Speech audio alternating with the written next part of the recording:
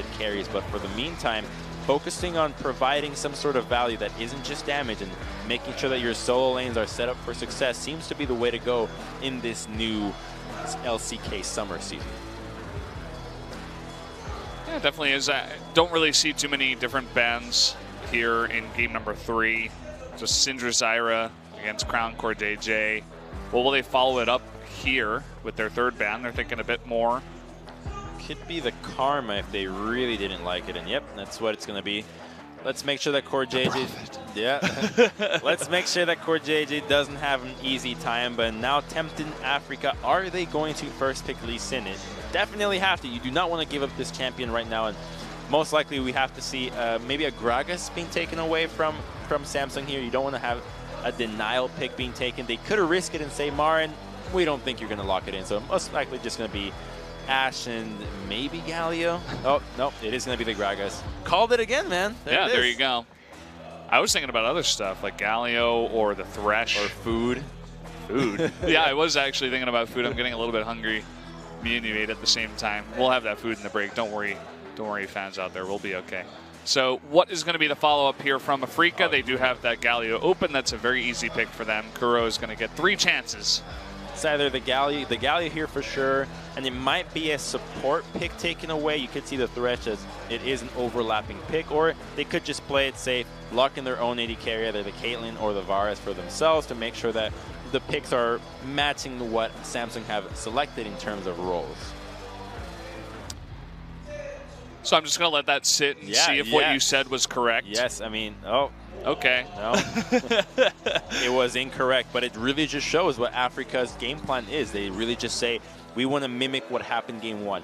Winning top lane, winning jungle, and winning mid lane. Use that pressure, transition into objectives, get that Herald, secure mid lane so that whatever wave clear is selected doesn't matter. And already you have to imagine that Ambition will be taking this Gragas and that Cuvée will be locking something else in, and it's going to be the cannon into the Renekton, and let's hope for the love of all that is holy that this is not another AP cannon, that somebody just decides to go with the build that is actually good. Thankfully, it's Cuvée on it. I have a lot of faith in Cuvée. He's really shown up and shored up his top lane play. He's widened his champion pool. I cannot wait to see his cannon. Wait a minute, this could be interesting here. Samsung is targeting AD carries without Ashe, which is Kramer's most played pick, and Caitlyn being taken away. If they decide to ban Varus here, what's Kramer going to lock in? We haven't really seen too many AD carries beside that. We have seen some attempts at Jhin, which is not in the meta by any means, but it could force him in a position that he wouldn't be very comfortable with, especially with this team composition. They're really thinking about this last ban. You could be right. No, it's going to be the Thresh. Maybe they're scared about Kalista Thresh. I'm not really sure if Kramer Tushin can play it into the bot lane. It wouldn't really fit the idea from the Freaks so far to go with that. As they would just have full-on early game, and it would be difficult to pinpoint where they want to be fighting. And we can expect the Orianna being locked away from a ban from the Afreeca Freaks, just saying, you know what, go ahead and have your Victor again. But no Orianna, just full-on focus in the bottom lane. Interesting. So they do open up that pick here for Crown, if they do want to pick it up right away. It'll have to be saved for the last pick. It would be pretty ballsy to take away the mid lane pick right away. So they really just want the counter pick for the bottom lane for Core JJ. I guess they already know what's happening to the mid lane, and we'll get another rematch of Victor into Galio. So if you're ever wondering how this matchup goes, if you're a Galio or a Victor player, then take a look at this series, watch the replay, and you'll see that it's just basically farming 24/7. And you're right, yeah. What did I say, man? It's sticking to you. It's sticking to you. I've spent a lot of time with Crumbs recently. You know, we're trying to get friendly here to make this duo work, and well, seems like I got some of that profit power too. But the only thing is that the Thresh is banned, so they decide to go with the Braum instead. Well, this does offer a huge amount of kill pressure for any overstep. So I'm looking at Ambition here, making sure that he doesn't get caught out. And a really strong level 1, as Braum's level 1 is insane when you consider that Kalista can chase you down with her little hops in every auto attack, proc that stun. So it can get really feisty early on with this crazy early game. So Afreeca looking to go for a repeat of that perfect game, whereas Samsung says, if we hit late game, we'll definitely crush you in a team fight. Yeah. And you can see, you were talking about that counter pick in the bot lane. Lulu's picked up. Definitely going to offer a lot of survivability. will be able to poke down Braum a little bit as well and just handle the Callista. You know, you can polymorph it if it gets too out of control. You can get in there, exhaust, and really just shut it down if need be. But there's just so much zone for Callista to do anything when the team fight happens. There's volley, glitter lands, literally Victor and everything he has to offer, Gragas, then Kennen, and so Afreeca really has a timer on this matchup. Otherwise, they're going to find themselves unable to really bring anything to the table when it comes down to a 5-on-5. So lots of attention into the top side. If they're able to put Kennen down early on in this matchup, then Marin can take over the game and use that advantage to get that Herald and snowball very quickly. Well, doesn't really need to be said, but I'll say it anyway. This is going to be a very exciting game, especially with the composition here from Afreeca. They have so much engage. You can see Callista throwing in the Braum, the Galio, even the Renekton. And from the other side, lots of ways to disengage. So Samsung, it's kind of their composition, you know, play for that late game, sit back, defend, defend, defend, farm for that late game. They are going to be on the red side this time. So we won't see that incredible, you know, red buff warding. But either way, guys, we are all ready to start up game number 3. Go out there, tell your friends that this is going to be a pretty sick game. Let's jump into it right now.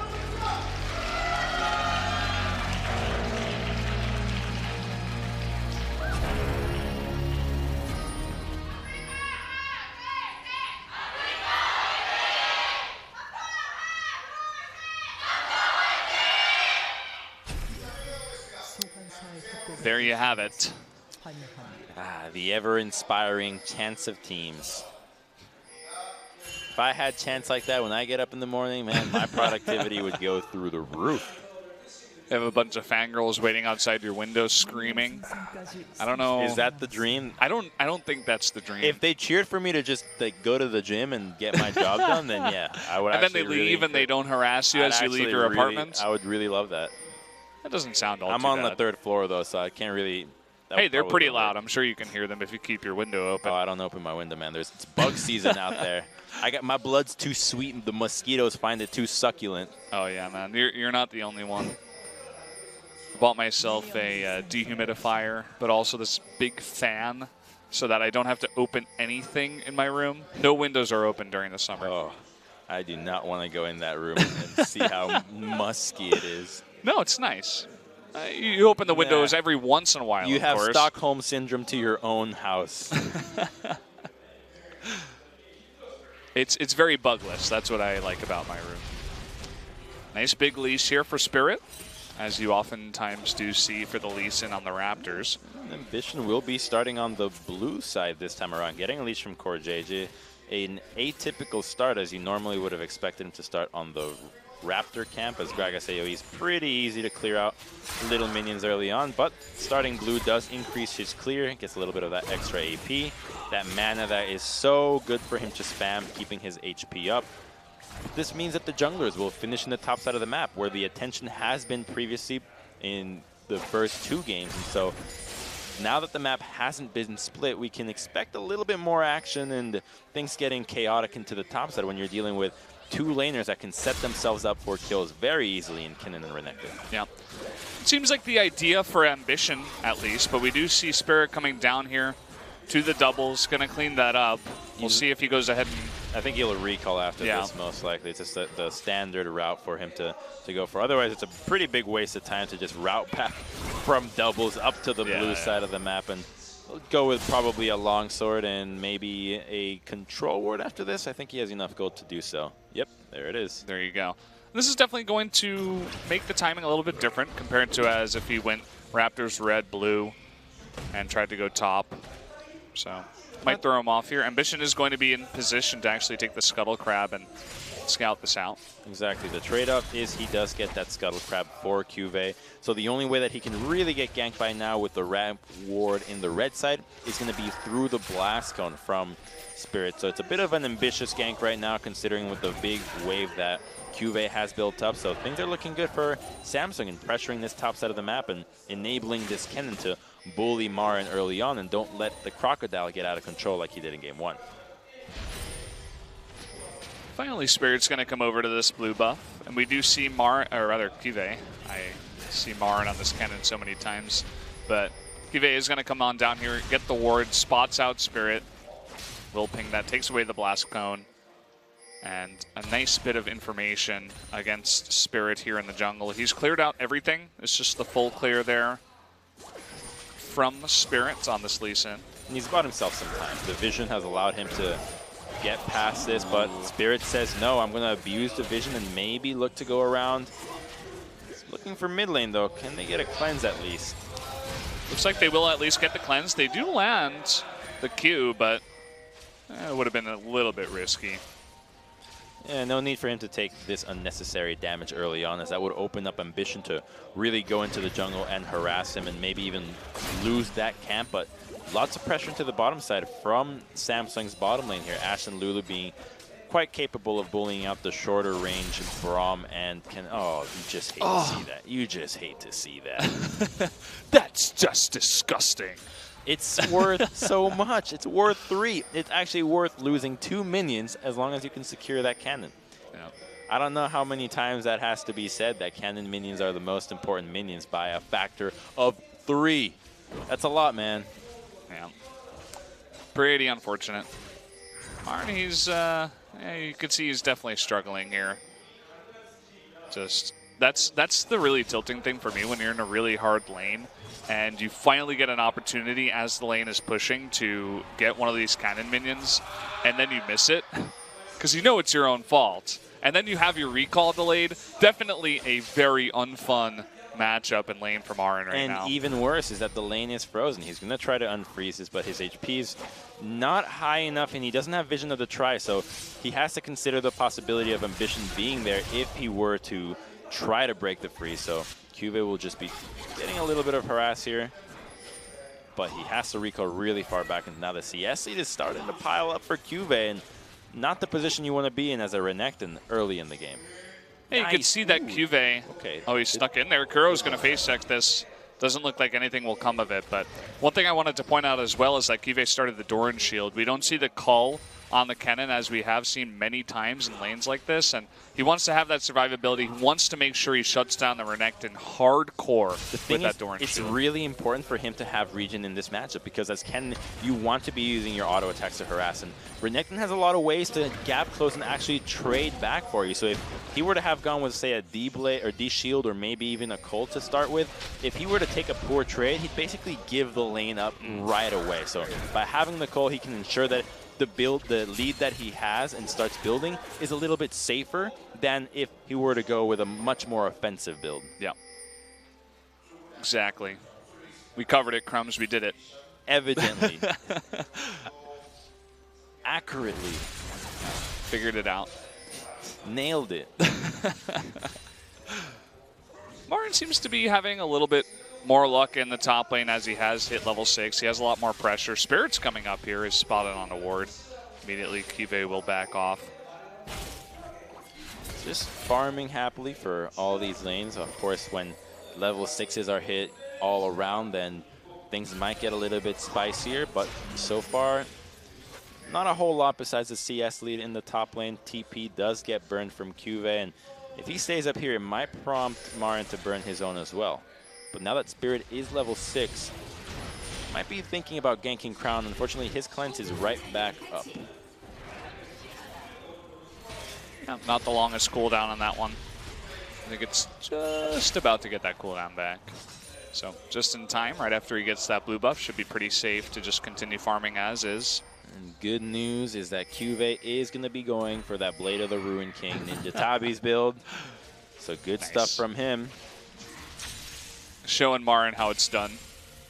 So, I mean, we thought the entire world was showing him how it's done, but maybe he's looking at some wonky build in China for it. And Spirit sneaking around with the control ward. Oh, this could be it. Cleanse at least has to get popped. Yeah, there's the cleanse. Can Spirit land this? Ambition is going to be in position to help out his mid laner. And once again, they do get that cleanse, though. So will open up some opportunities, perhaps, in the future. Unfortunate timing, actually, because I think he could have been able to maybe even burn a flash had he not had to ward hop over the control ward to try to close the gap. But the pressure and chunk onto the mid lane that unfortunately also hit Ambition will mean that they can just transition to a red buff steal. So an advantage does come out of it, and now Cuvée is not tanky enough to survive this by any means. So Marin will push this wave, and if they can deny this cannon minion and really fat wave, this could be disaster in the top lane. Cuvée has to be careful. Oh, this is really hard gank to botch considering how easy these champions can execute. There it is, the double flash on in. There's the slicing Maelstrom. Trying to trade a kill here. Cuvée will flash away. Marin should be able to finish this off, but Cuvé's on the run.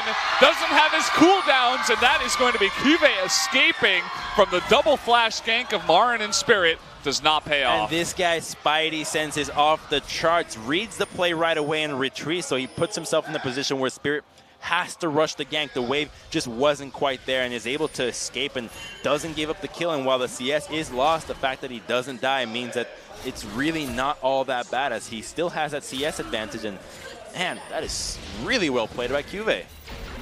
Yeah, you were talking about the Spidey senses. I was looking at Marin's CSing. Sometimes when you're trying to push in a wave, it gets obvious. You're like trying to push so hard that you miss a couple, and then you're sitting there watching this guy miss all the CS when he normally doesn't. And you're like, okay, this is weird. And they're trying to set up something. Exactly, and he has to think about as well as, okay, I don't have teleport. What's the worst thing that could happen? If I were an opposing jungler, where would I do the most damage? And then if you consider, if I die right now, this could be disaster, then you start adding all those things together, how Marin's last hitting, what he could be losing if he potentially dies, where the junglers have been, right? He saw him in the mid lane, he rotated topside, he could be lingering.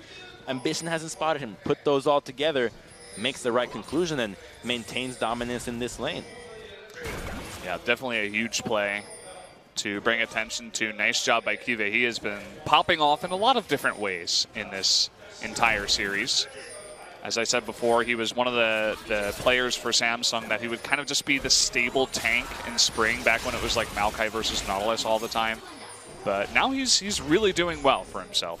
And speaking of popping off, the amount of vision that Samsung have around mid lane, those double control wards, and now Afreeca have to group up to try to clear out. I like that they're grouping for it. So immediately as the wards get laid down, they say, no, we cannot allow this. We need to have some sort of control in mid lane, because if they can keep Crown at a distance, that opens up Kuro to move around the map, look for more heroic entrances anywhere, and those make the difference because they offer dive plays, they offer defensive capabilities, and just the fastest semi-global presence in the map right now. Trying to set up something here onto Ambition. There's the kick, and waiting for the flash, but Wild Growth will save him for now. The cask will push the rest of Afreeca away, and no kills come out of that was engage. One fancy engage, but the chunk on Ambition means that Spirit can now choose to go for an Ocean Dragon, and there's not going to be much counterplay. However, Ambition is fancying it, and there is TP available on Cuvée, but they will secure with Ballista. Yeah, I mean, it's kind of meh for Afreeca. You know, they've got Lee Sin, they've got Marin up top. Neither of these guys have mana. It's kind of just taking the dragon because you can, an opportunistic objective. Yeah, it's not the craziest dragon, but it does help because at least they're still laning, so there is more value in it than it being past the stage of turrets being taken. But yeah, I think it'll just mostly just benefit Galio, who already has very low mana cost, so it'll probably help out in maybe some extended fights in the later stages in the game. But for now, as you say, let's take it and hope that the roulette is beneficial, and we finally get our first Infernal. Oh, here we go, the flash on in. Tushin, they actually do miss that. They're trying to continue engaging, though. Here comes Spirit, trying to follow up. There's no damage, though, on any of those members. Really surprising how the ultimate miss on that one. That actually would have definitely been a kill going Afreeca's way. Yeah. First brick, considering that they have a Lee Sin with red buff, might have also, or first blood, might have also meant first brick. So, bit of a misplay there. They go for the engage because they burned the Wild Growth to try to save Ambition before, so they had an ultimate advantage and there was the time to go for it. Oh, here we go. They're trying to make something happen here on Cuvée. He doesn't have his flash, but we do see that Kuro is spotted on a ward, and Cuvée will lightning rush to safety. Still trying to put attention topside, so they have to debate where they want to commit for both these teams. There's no flash on Kalista bottom and no flash on Ruler as well. And with the teleports available from both these teams, you have to imagine that bottom lane is going to be the focus, although Spirit once again fancying topside, and there is no vision from Cuvée. Is he going to try to ward hop over the wall to try to go for this, or secure the red? Red just spawned, so great buff control there from Spirit. Yeah, they definitely need some more vision in this deep red side jungle too. You can see that coming in is Marin, puts one onto the doubles. You can see another ward here at the red buff. So lots of nice control, taking away that red. And just on top of it, only one red buff has gone to Ambition so far. Their own red buff is up. So keeping the pressure up and the vision means that the plays that Ambition can make aren't really there, but as long as the gold lead isn't suffering and kills aren't going Afreeca's way, Samsung has to be happy with this. If they scale and get to a 5-on-5, I think they'd feel happy with the composition, as it's a style that they basically had all of last year, right up until playoffs in the Worlds, where they really ramped up and became a team really capable of dismantling teams early on. Yeah. Even though we haven't had a kill just yet, and I know you guys are in the chat spamming Resident Sleeper and stuff like that, there has still been a lot of action all over the map. You know, Spirit doing a lot. They try to set up kills. It's just the tension is building for this first blood, and that's really when we're going to see which team is going to get ahead. You can see something brewing down here in bot. Nice flash. They're on to Ambition. They're going really aggressive. In he jumps, and two members are going to be knocked up. CoreJJ forced the flash away. First blood goes over to Kuro. This is going to be a second kill going over to Kramer as CoreJJ gets a little bit too close to that Kalista. Great read from Spirit, waiting in the brush for Ambition. You know the plays are going to be coming bot side 24/7. That's what these compositions can do, and so he punishes Ambition, face checking a brush. He did it game 2, does it again in game 3, and this time the punishment's going to be bigger than before. This could result in the first brick going Afreeca's way if Spirit is to assist, but are they going to be able to get it on that first push? I think they should be. Yeah. They're going to be able to secure it by himself. We'll take another look at the replay there. He was basing, but just no chance. And the kick flash, while it looks ambitious, because Gragas doesn't have flash, as long as he stays blocking the body slam, there is no chance of him escaping. And it's just an easy 1-2 as Lulu also gets caught without sums. It's so funny to see Kuro's just participation in that fight. All he does is heroic entrance and pick up first blood and then walks away. All me, He's like, baby. yeah, I'm doing huge amounts for my team. I push the mid lane and then I walk on in, get the heroic entrance, and that's about it. It's like the last guy in the group project. He wrote the title. He chose the colors, so he gets all the credit. My God, it looks so beautiful. Yeah. Puts his own name bigger than the rest. He's like the only group dude, project leader. Only guy that knows Galio. calligraphy, so he just looks fancier than everyone else. I mean, it looks very cool, but you know that was the punishment I had. In my school, you get punished by having to do calligraphy. That's not bad. It's pretty cool. You say so now. If you learn how to do calligraphy, that's a cool, you know, almost useless talent to have. It's like you have to write 100 lines that say, I will not call my friends' names again and stuff like that. Well, we are going to see Afreeca begin onto this Rift Herald, and I said it before, whoever gets that first blood is really going to pop off. Well, they got 2 kills with the first blood and the first turret, and now they're going for the Rift Herald. So Afreeca looking strong again. This Herald's going to be used definitely onto the mid lane because they want to crack that turret that Crown has been defending just so dearly with his life so far, staying pretty much without roaming it. It isn't an HP that if they can group up somebody else to hit that tower, then it'll go down a Herald, but the teleport comes out to try to secure this objective. Is he going to cancel that? Nope. He's okay with it. He knows he can stay in lane forever and use heroic entrance to assist anywhere else he has to go. Yeah. So that is brought on to Spirit here. Looking for a kill onto Cuvée.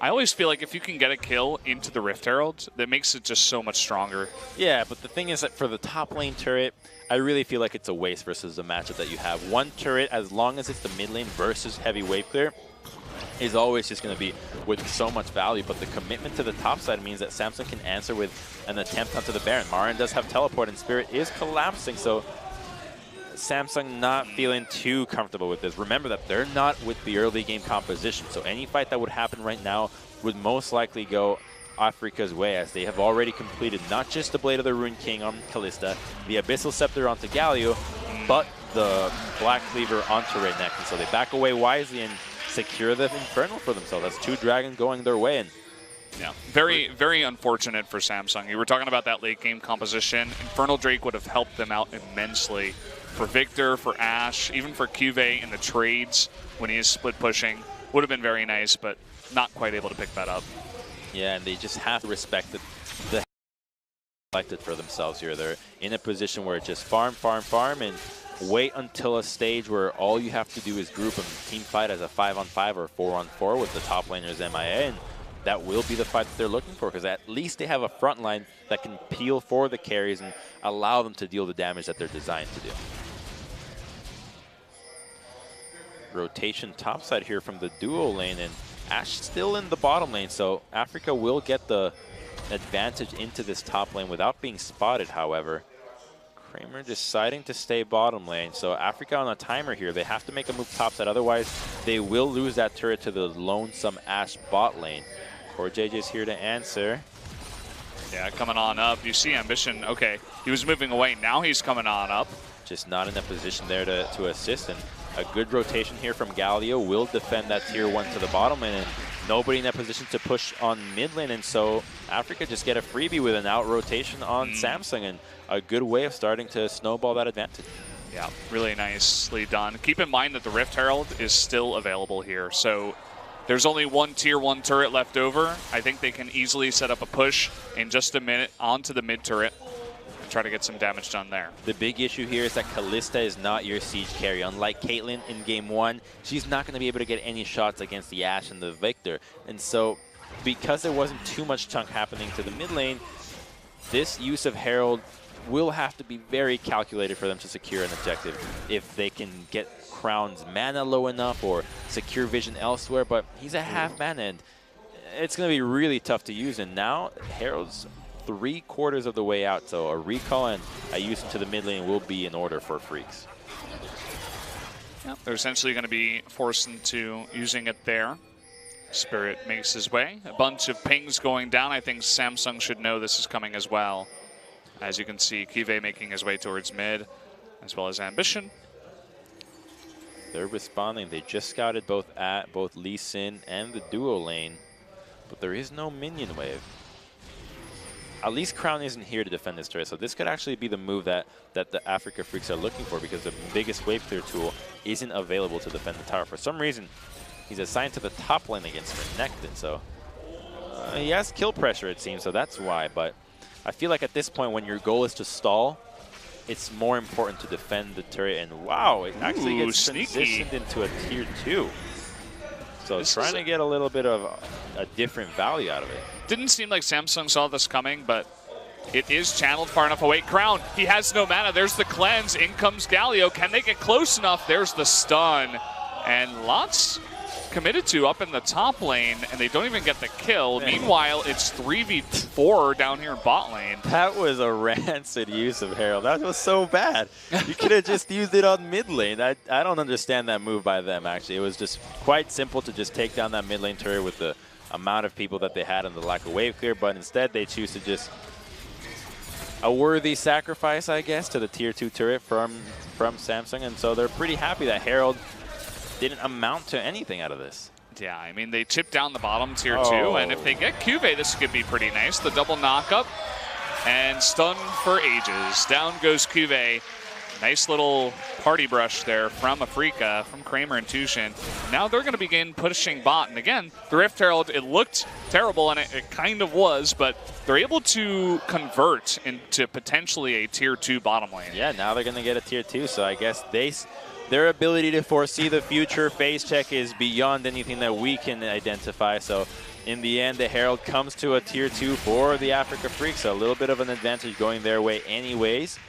And now they're not going to push for this one. The recalls can defend this. It's a bit of an odd turret to commit to this early on. So the rotation to the mid lane might be in order for them, but a recall on Kalista will come out first. Yeah, so they make it work. We don't really know if that was their intention. I'm still going to say it sucked.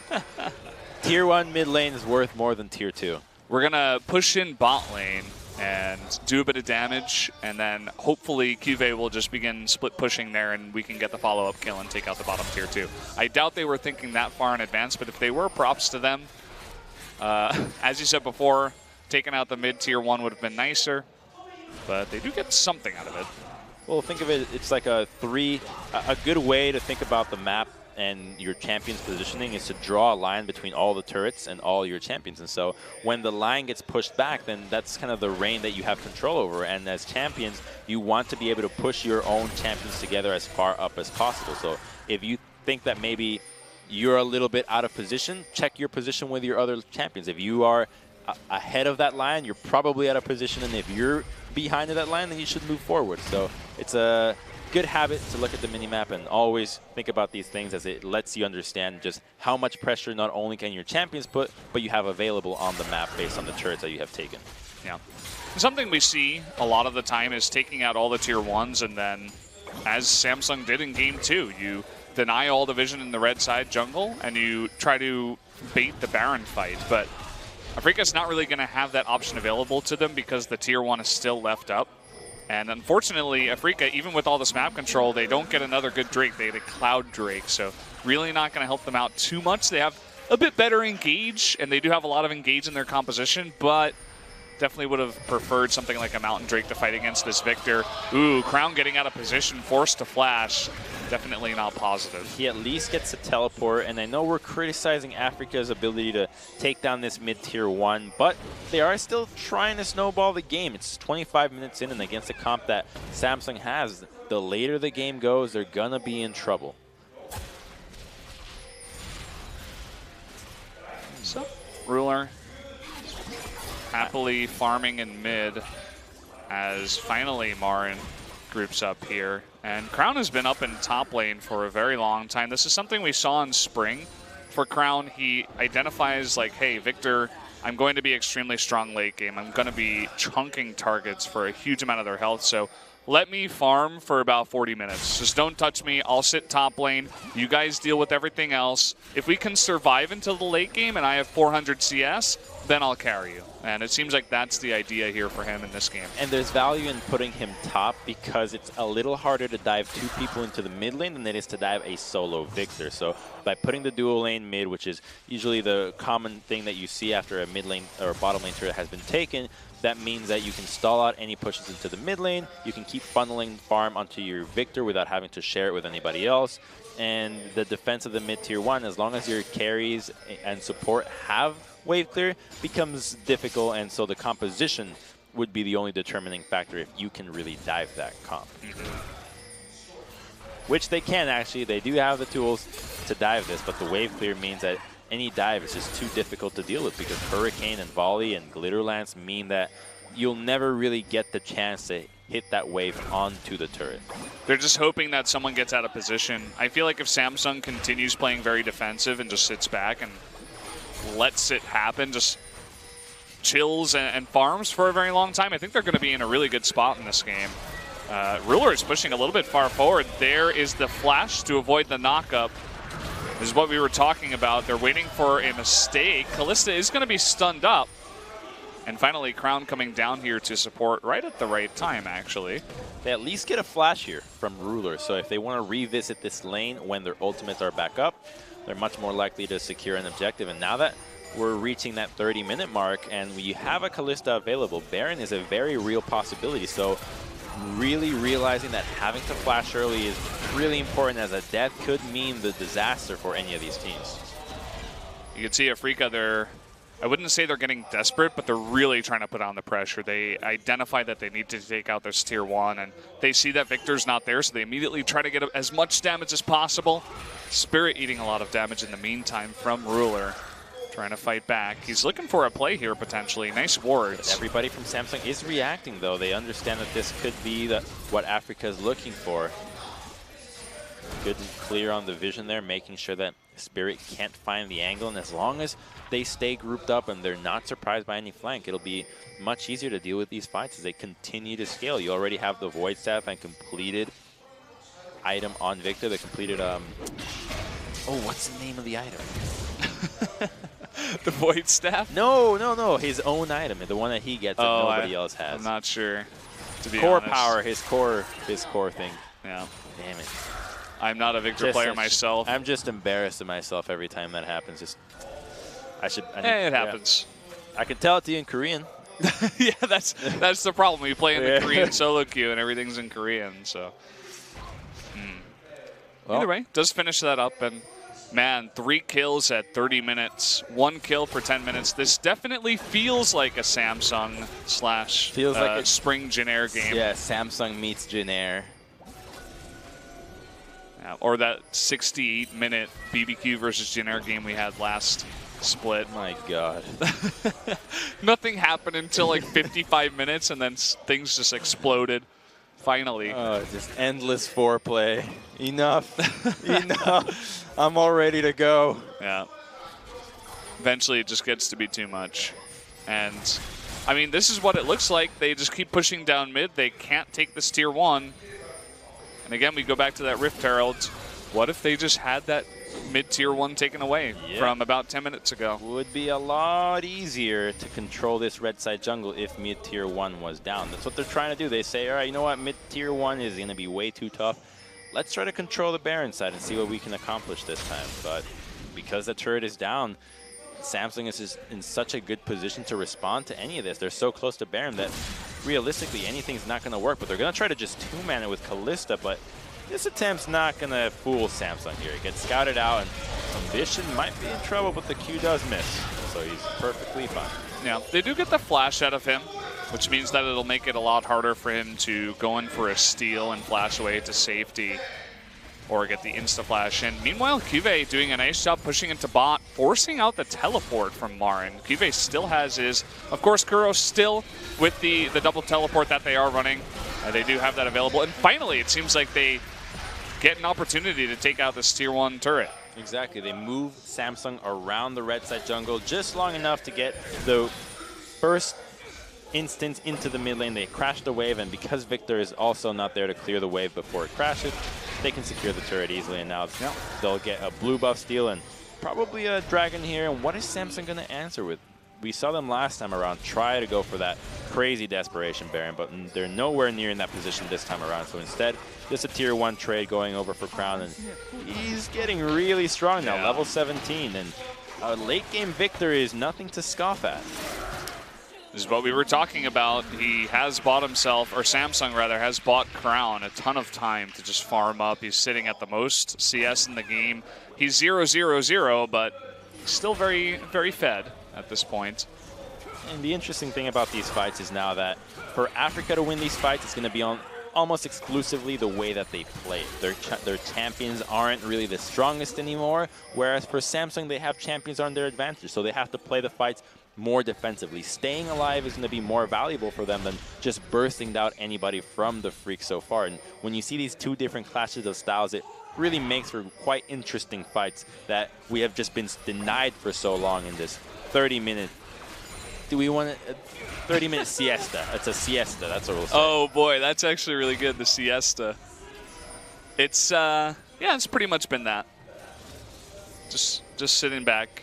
We do have the Elder Drake spawning eventually, so that'll make some plays over there, hopefully. Unless it gets traded for Baron, and then... Come on, don't take my hope away from me, Crumbs. All right. Hope's all we've got, man. Hope is always necessary. Yeah. We're getting to almost 1 kill per 11 minutes. Let's not bring that stat up again. Hey, Kalista actually... Like, it would be super exciting if at least objectives were being traded, but it's 5 turrets being taken, so that's pretty much a tower every 6 minutes as well. So it's also quite slow in that regard. Snail pace. Actually, I was thinking about this the other day. You know the term glacier slow, right? You've heard that before? Yeah. That term is going to become less and less relevant as glaciers continue to melt. The poor glaciers, they'll be faster and faster, so no longer will we have glacier slow. We'll have to move to tectonic plate slow. Yeah, well, you guys know the term, thanks Obama. Well, that'll quickly turn into thanks Trump. Hey, let's not get political here, man. We're in a different country. That's true. We're out here on our own island. We have solace. Everybody is affected by the glaciers. I'll just say that. Yeah. Are we going to have some action here? One turret. Oh, Kuro's trying to stop it. It's not going to happen.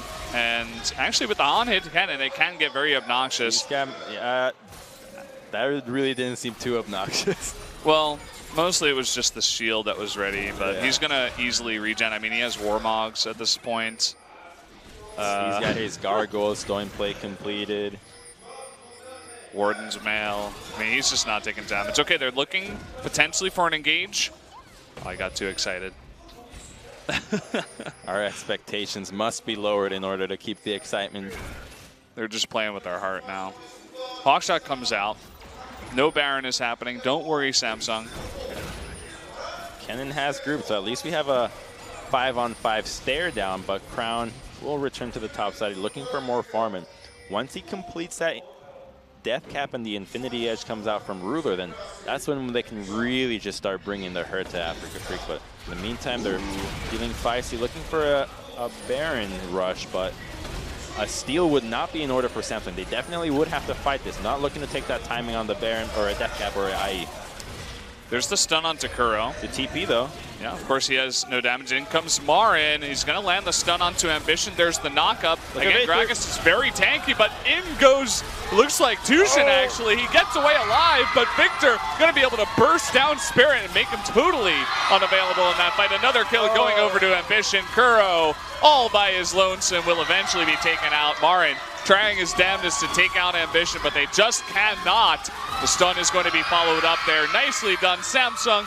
With a great response, they take out 3. Just all too easy there at this point. The composition just so hard for them to run straight in the line, and Marin doesn't get the flank. They commit to try to go into the Gragas, and the only saving grace could have possibly been if Spirit kicked Crown into the team, and they somehow killed him right away. But that insect kick was completely botched. He actually flashed forward and kicked Crown even deeper into the safety of the jungle. So no chance for Afreeca to take the fight, and now Samsung just in complete control of this game, and no more hope for Afreeca as there's no TP. And take another look right here. Yeah. Look at Spirit. Hits the Q onto Marin, but oh, he sees Crown. Oh. That's gotta hurt. And he puts himself in so much danger to just get 1v1 versus Crown. That's just the beginning of the end of this fight. Kalista wasn't even there. Like, you can't go that deep when you have an AD carry that relies on people diving to you. And just the lack of snowball that happened from Afreeca means that all Samsung have to do is keep staying together, and the fights just become impossible for the Freaks to win. I feel bad for the Afreeca fans because this might be the second time that they get so close to taking out a huge team. First it was KT, then it was Samsung, and now it's just turning into a bit of a meme. It's like they take the first game and it's almost a perfect game. Yeah. Against KT, it was a perfect game. I told you not to get too excited. It could have happened again, and it's happening once again. It's definitely disappointing. And now Death Cap and Infinity Edge are completed, so it's going to be even tougher. The split push, nobody can deal with Kennen. He's got Phantom Dancer completed, so you can forget about Renekton or Galio dealing with that, and just have to stay together, and it just becomes all too easy here. Galio will try to answer, so at least he does have some wave clear, but against a Baroned up minion, most likely not. We're taking a look at Cuvée. He's on 4 items now. His split push is going to be really annoying to deal with. You can see that Galio has a They're trying to yank him. Yeah, they're trying to get in here. They do land the stun during the lightning rush, but they don't even have damage. They don't have the ability to take them down. With PD, Lifesteal, and the Ninja Tabais, this comp just only has Kalista as damage, so just too much commitment to the late game. And I gotta say, I think the really smart thing from Samsung here was that Caitlyn ban. Yeah, came down to that. Here's the teleport in. They're going to collide hardcore onto Crown. He will be taken out, and Cuvée commits to the teleport into 3 members. Uh-oh. Able to get a double kill here onto Kramer's Kalista as Afreeca. They find a hole in the armor. Yeah, Crown getting too carried away with what he's been doing so far, just last hitting nonstop. And this is actually a huge move for the Freaks, because now that's an Elder Dragon that's up. 2 carries are down, and that's 4 dragons on their way. That means that this is going to be a super strong Elder Dragon, and if they can use this right, the game could have just slipped away from Samsung's hand just from an over-greediness for some more minion wave. Like, that's not worth it. That tier 2 wasn't worth it. They had to stay together, and now Afreeca back in the driver's seat. This is all they need for damage. When you have extreme true damage burn, it doesn't matter if your composition doesn't have carries. Everybody becomes a carry now. Yeah, exactly. And we saw this a bunch of times in spring. It's definitely one of Crown's biggest weaknesses. It seems like he hasn't really gotten over it. And as you said, perhaps we counter-jinxed it here. Maybe Afreeca actually will take the game off of that mistake. Well, that's already 1/4 onto this Elder Dragon, and there is still a lot of wave clear on Samsung, so they would have to go for a crazy dive. That really seems to be the only way. They have the tools. They have the tools to do so. They need to be grouped up, but if they just got to go for it, you know? It's really tough, though. Like, they can't escort the minion wave to crash onto a turret, and so when you're dealing with a dive without minion waves, it just becomes so tough to pull off, and something that you rarely practice, and a move that is almost never necessary to do into a game. And because there are no objectives to fight for anymore, Samsung can just be very content in waiting this one out. Yeah, and you can see that's exactly what's happening. Afreeca, it seems like just getting the 2 kills and the Elder Drake just gets them back into the game. And again, we talked about it at the beginning of the game, Samsung's composition is fantastic for the late game. And so even though it was a bit of a mistake, I feel like Samsung's position is still pretty decent. Yeah, Samsung is perfectly fine here. They're just going to go deeper into the late game where it does benefit the carries, but they still have to beware of Kalista. If she's capable of dealing damage into a fight 4-0 while not getting bopped, she can carry these team fights, right? Kalista does have a lot of AoE damage, but as long as she avoids the damage from Victor and Ashe, she should be in a fine position. Remember that the fight that the Freaks lost to was out of a poor engage, as well as Kalista not being there to follow up. So now they're thinking about the dive perhaps, but there's just no chances to escort this minion wave. They're going to try. They've got half of it left. Oh, never mind. Yeah. It's so hard to push into this comp. Especially at this stage in the game. 40 minutes in, even though the gold is even, you know that Samsung feel comfortable taking this fight. They just have to wait out the Elder, which is almost already out, actually, so not a big deal. So it looks like this game is going to go a bit later than we expected. I mean, we're already sitting here at 40 minutes. This is definitely one of the longer games we've cast so far in summer. Well, we have had 11 of them so far, 11 matches, so lots of games that go for, but lots of stomps as well. Lots of very one-sided matches, and as teams figure out the patch, it becomes Ambition, not again! Is it going to be Ambition? Oh, he dodges! Boy. That wasn't really a dodge. I think that was a miss by Tushin, as he was expecting Ambition to go a little bit far forward. But the flash is used. Half glass full there. Yeah. Ambition, you know, he got caught early on in the game in game 2. Really looking for those Pokemon out there in those brushes. Otherwise, I don't see why he would be looking to go into so many brushes head on. Yeah, he's got to go into the tall grass. But this could be the fight that Afreeca wants, so Crown isn't here. Okay, he's coming in from red side. Kuro's going to be stunned down, though, so they do disable him for quite a while. And the cask will not land. The TP from Renekton, though. Coming on in from behind, and there's the heroic entrance, going to knock up 3, but there's no follow-up. They're chasing Cuvée on the left side, but they can't get him down. Kuro, misses the redemption. Now trying to go on deep, but Crown and Ruler in the back have so much protection. They're chipping away, and finally they take out that big Renekton tank. That's going to be one tank going down. There's the second. Kuro looks to get away with his life, but such a disjointed fight. Kramer just dancing around on the outskirts. Do I go left? Do I go right? None is the right answer, and as such, that he will not contribute anything to the fight because of the poor engage going in. The tank's just soaking so much damage without any follow-up, and Samsung just gets a freebie here, capable of taking down this mid inhibitor, and they're going to try to push for the game. There is not enough wave clear here, it seems. Well, I think this might just be it. They're going to be pushing in onto this turret, and the barrel is going to go in. Kramer's the only hope. He gets knocked back. Nice cleanse flash. He's still alive, but can he actually 1v5 essentially? That's the question. Ruler, he's taking a bit of damage from the turret. Kramer going to go 1v1. Can he actually do it? The answer is no. Not with that support, and oh boy. Cuvée is going to take out Spirit there. Perhaps their last hope. As Samsung, they're pushing on in. Tushin makes it back. Oh man, he is just going to be going down. Maru trying to re-engage here. There's the teleport. All they got to do is attack that Nexus. They're trying their hardest. It's not going to happen. There's the win, going over to Samsung in a very long 2-1 victory. Oh, a game that Afreeca, they knew what the game plan was, but they just did not execute. Too passive in the early game results in not enough advantages.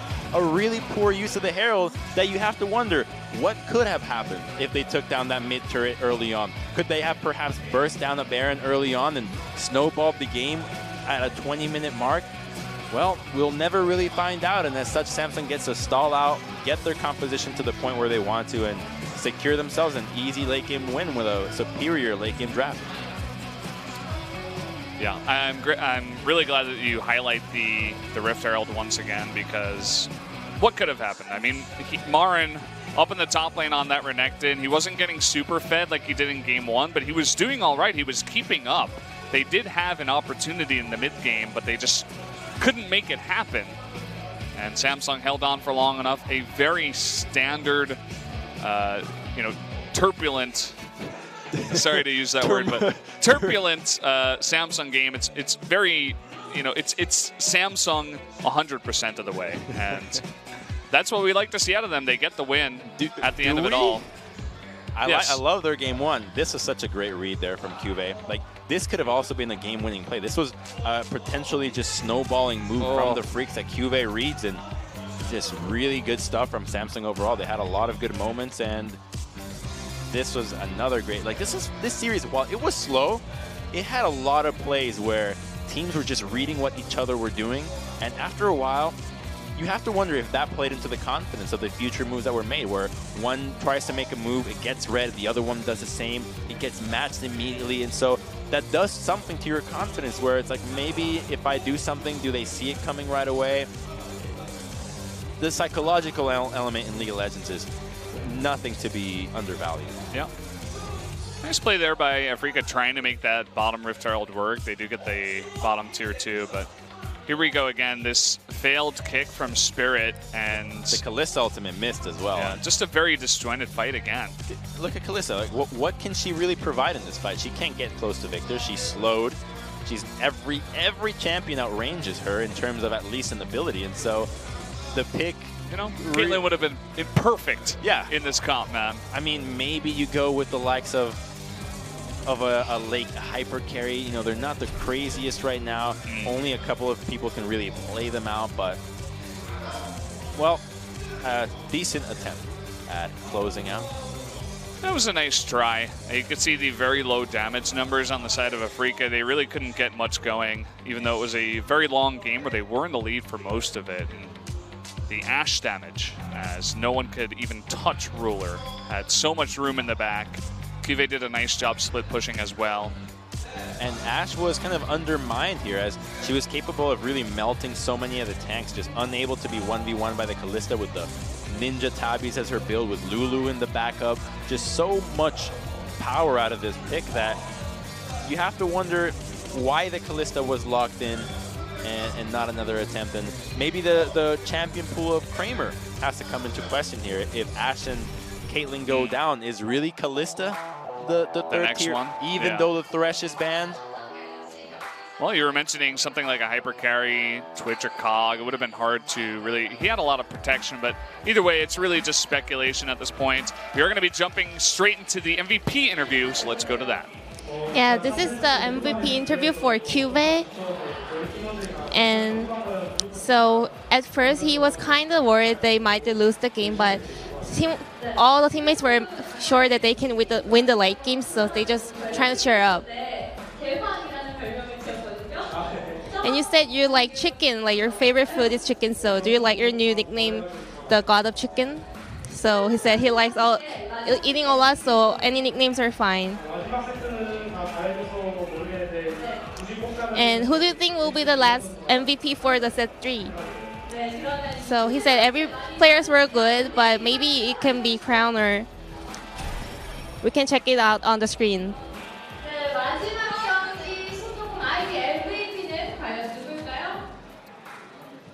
Well, the MVP of the last game was Crown, so just to throw that up there, sitting at 4-1-2, he still had 75% kill contribution, and he picks up his 4th MVP. This guy is just MVP material all over. 3 Victor games in a row, and that already, the fact that he can play Victor and see success with him is already enough to say that is a player of a different caliber than most, and as such, plays the team fights out just so well. Even when the situation in game 1 where he traded and was seemingly going to die, he just died. But we'll go back to the interview and joined by Crown once So again. this is the MVP for the last set, Crown. So he said he's not really sure why he's the MVP for the last set, but all the 10 players might think the ruler will be the last set MVP. So what was the play of the game for today?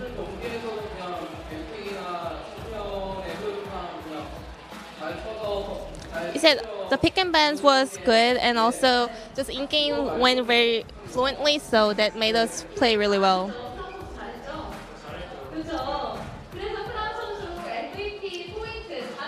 So Crown is at the first place of the MVP points with 400 MVP points.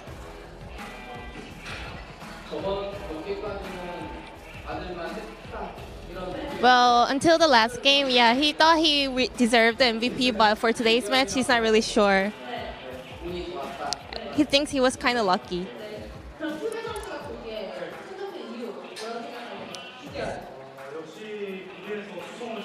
And Cuvette thinks, well, he protected the mid tower quite well, so that's how we got the MVP points.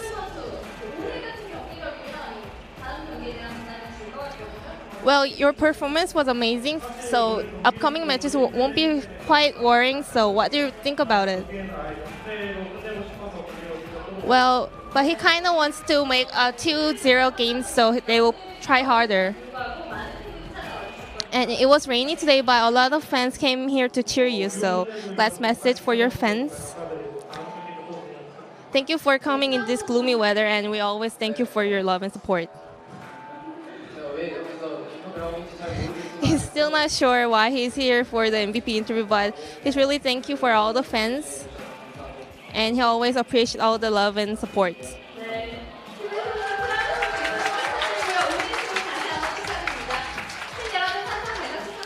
So there you do have it, the interview with Cuvette and Crown. Crown, I said it on Twitter, I'm like, is this guy going to get another MVP? He was the highest MVP for spring. He had the most points, and he's well on his way once again. And the cool thing about MVP and trying to fight for MVP is that being MVP here in the LCK means at the end of the split, you get a nice fat stack of moolah for being at the top of the table. And so Samsung and himself will be top of the table, 3-0 now, +4 on themselves. And Longzhu and SK Telecom, I'd say, are the teams that you'd be hot on their tails, and those two will be playing tomorrow in a really exciting match. Yeah, definitely go ahead and check that out tomorrow. We do have another match coming up after the one we just had. It was a bit of a longer one, but we will be jumping into Rocks versus KT after about a half-hour break, guys. So make sure you're staying around for that. And yeah, Samsung, it was a bit of a close one, especially after getting rocked by Afreeca in game 1.